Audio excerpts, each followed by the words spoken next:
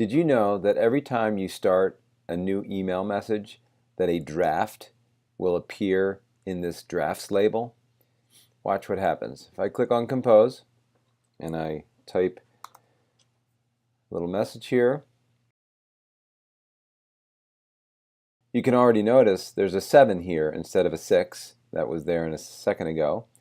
And if for some reason I close this browser or I close this window, just realize that that email will now appear in drafts. You don't have to save it. So here's the message that I just had started before. Sometimes it's good to look in your drafts to make sure that there isn't a message that you've started that you forgot to send. This happens quite often.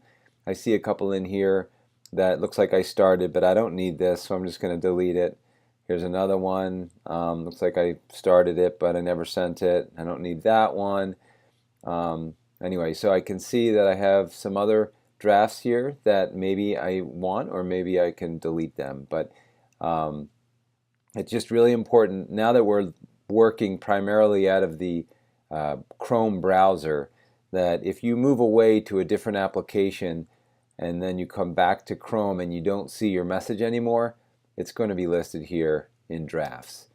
If you don't see drafts over here, it could be because you are not displaying it. In order to make sure that it's being displayed, I'm going to go down to this More button and all the way down to the bottom, Manage Labels.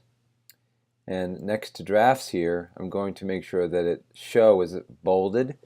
If it's bolded, that means it's going to show up over here.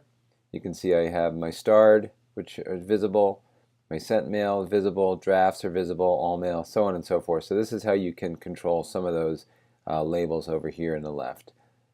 So most importantly is just make sure that you check drafts every once in a while to make sure that you sent those very important emails.